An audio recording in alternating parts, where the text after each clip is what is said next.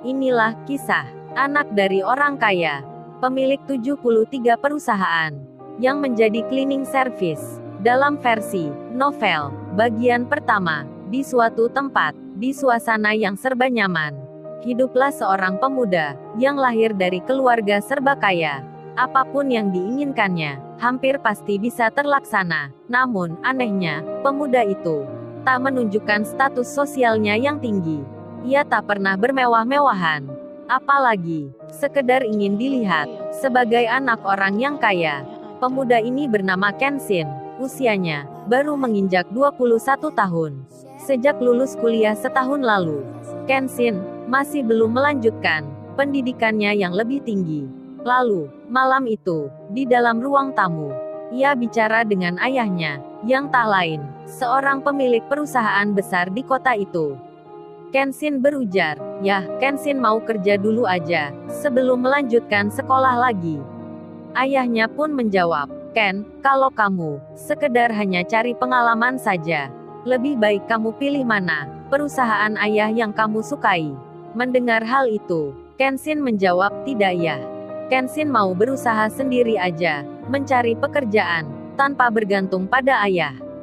Setelah mendengar alasan dan tekad anaknya, ayahnya pun tersenyum, lalu mengiyakan. Di beberapa hari kemudian, Kenshin mendapat info lowongan kerja dari salah satu koran ternama. Ia pun membaca dengan seksama bahwasannya ada salah satu perusahaan besar yang saat ini sedang membutuhkan beberapa orang tenaga kerja untuk menempati posisi sebagai cleaning service. Setelah melihat hal yang demikian, tanpa membaca info kerja lainnya, dirinya langsung tertarik dengan pekerjaan itu. Kenshin pun menyiapkan diri. Esoknya, dengan ijazah SMA, ia berangkat melamar kerja. Di hari itu, Kenshin naik angkutan umum. Dengan pakaian sederhana, tas biasa ada di pundaknya. Ia datang di perusahaan tersebut, tepat jam 7 kurang 15 menit. Sesampainya di tempat itu, ternyata, sudah ada banyak pula yang menunggu, yang juga akan melamar kerja. Pria dan wanita terlihat sedang duduk di samping pintu. Kenshin pun masuk. Kemudian, ia dipersilahkan untuk menaruh lamaran kerjanya. Waktu berjalan, menit pun berlalu. Karena tempat duduknya yang sudah penuh, Kenshin pun berdiri. Sampai akhirnya, tibalah pukul 7:30 pagi. Pintu itu dibuka oleh seorang security. Yang ditunggu pun tiba. Seorang wanita, pakaiannya rapi, harum wangi tubuhnya, berdandan seperti seorang putri, memasuki kantor. Lalu, terdengar dari dalam pintu, seseorang memanggil sebuah nama. Rupanya, panggilan wawancara kerja telah dimulai. Satu persatu, dipanggilnya untuk masuk. Setelah melewati beberapa nama, beberapa menit, atau 1 jam kemudian, Kenshin, namanya, terdengar disebut dari dalam pintu. Ia pun bergegas untuk masuk. Kemudian, dilihatnya, ada 5 meja di depan. 2 ada di sebelah kiri, yang 3 ada di sebelah kanan.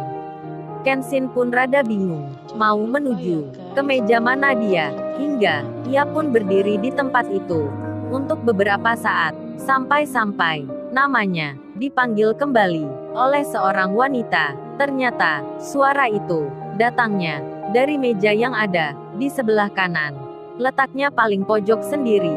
Mendengar hal yang demikian, segera saja Kenshin menghampiri. Ia berjalan pelan, mendekat ke orang yang memanggilnya. Tak lama kemudian, sampailah ia di tempat yang dimaksud. Kemudian, dilihatnya sebuah tanda pengenal yang ada di atas meja. Tanda itu bertuliskan sebuah nama yang terbaca, Kaori, seorang wanita yang akan mewawancarainya.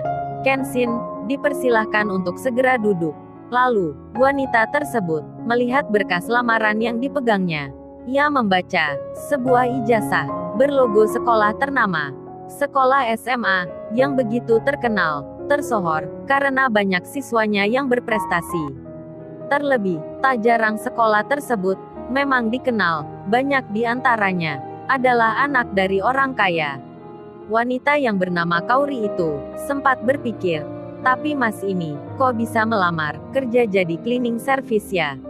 Apa tidak salah ini? Dirinya pun melihat Kenshin, lalu ia bertanya, mohon maaf, apa masnya saat ini melamar kerja yang sesuai kriteria di sini ya? Kenshin pun menjawab, iya mbak, itu benar.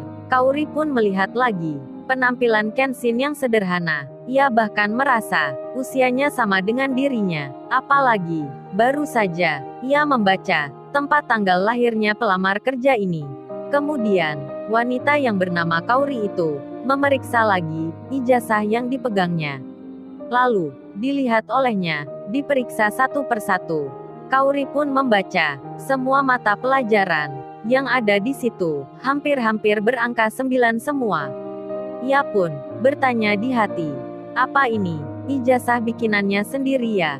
Tidak asli gitu. Masa kalau benar begini, ia mau kerja menjadi cleaning service? Kaori, wanita cantik yang ada di depannya itu, meragukan keaslian ijazahnya Kenshin.